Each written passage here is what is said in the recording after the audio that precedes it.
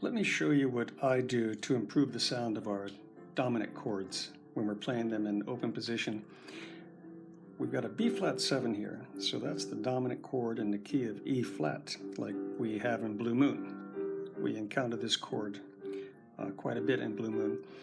And we also encounter this situation I want to talk about. The root note of this chord is on the top. That means it's the melody note. And we've got this situation a couple of times in Blue Moon. And what I do to make the chord sound a little more interesting and not so square, and by square I mean in the jazz sense, it means not hip or a little plain sounding. So what I do is I take our voicing and change the left hand. We play 1 and 5 all the time right now, the way we're studying the open voice chords. What I do is play a 7 instead. So I just let go of that 5 and play a 7 in my left hand. So I've got the open 7th sound. I talk about this open 7th in the left hand a lot in the Professional Piano Techniques video. And I use it a lot in my playing. When you watch my left hand in my playing, you're going to see me playing open 7ths all the time for dominant 7s and minor 7s and even major 7s. There I move this up a half a step when I play major 7s. But what I would recommend to take the sound a little further and make it even sound better is not play this A flat. We've got the A flat here. We're doubling it. It's fine to play it, and maybe that's the best way to start, is just go ahead and play that A flat twice. But I would play it like this, where I'm just not going to play the A flat. And so now I've got a cleaner sound, and I'll play that for you so you can see how it sounds. If we've got it in our regular open voicing, 1, 5, 3, 7, and we put the melody on top here, that's the root note of the B flat. So we're actually holding the root in the top and bottom of the chord. There's the sound of the chord. And what I do often is I don't play 1, 5 here, I move the 7 up here, and I make it even cleaner by releasing that 7. So here's what it sounds like in context for Blue Moon.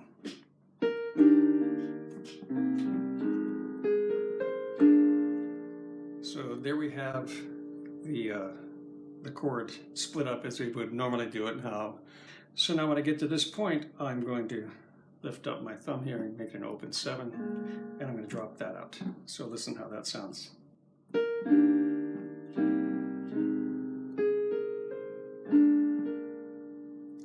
So that is the improved sound. The other way was instead of this way.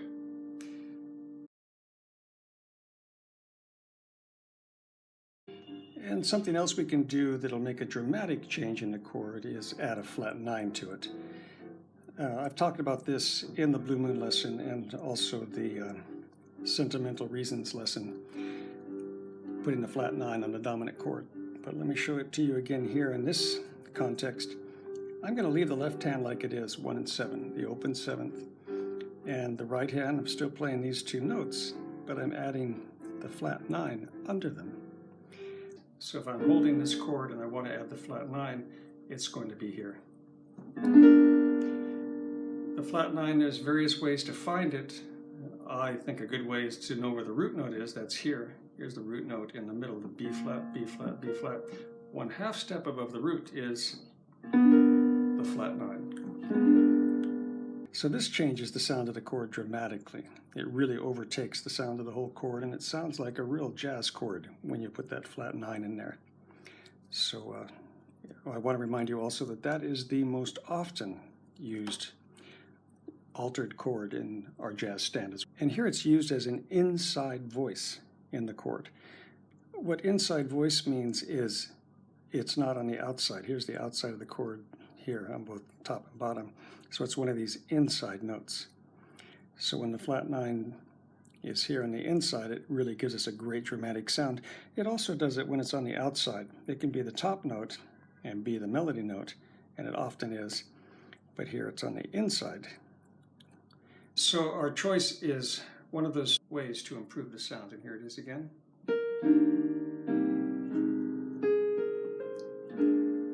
Or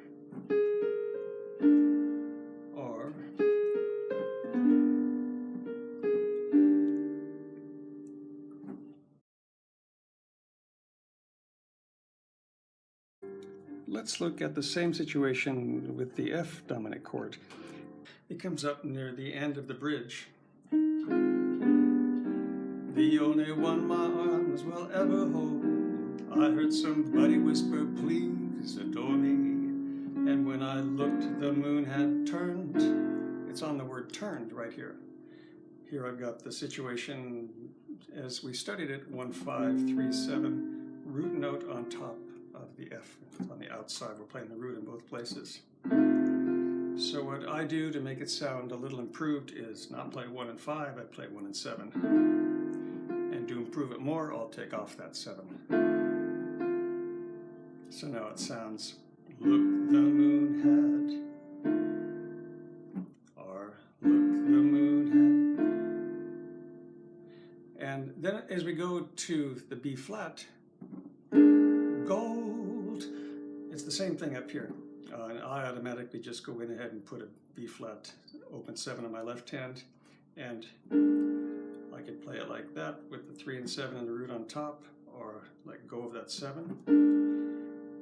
And I think this improves this part of the song a lot. So we've got 2 chords in a row with the exact same voicing, but if I play with the 7, I think it improves the sound.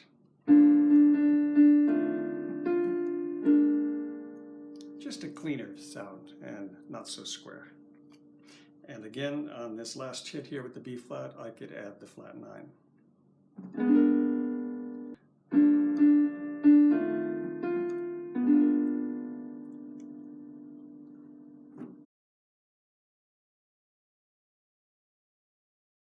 Let's look at another situation that's quite similar. In this situation, we have a 7th on top of the chord. Here's our G7. We've got the 7th of this chord. The F note is the 7 of the G7 dominant chord. So we've got our same voicing here that we're using 1, 5, and 3 and 7. And when you encounter this, I find that it's improved by moving this 5 up to a 7, just like before. And here it's only a 4-note chord. The melody is the 7 in the chord. In the other situation, we had a melody note on top of that was the root. But the same sort of thing here, we're just going to hang on to the right hand the way it is and try moving this open 5th to an open 7. Here's how that G7 sounds with the 7 on top. 1 and 5, 3 and 7. And if I play the open 7 here instead of the open 5th, I think it improves the sound. So let me put it in the context of Fly Me to the Moon, where the situation comes up.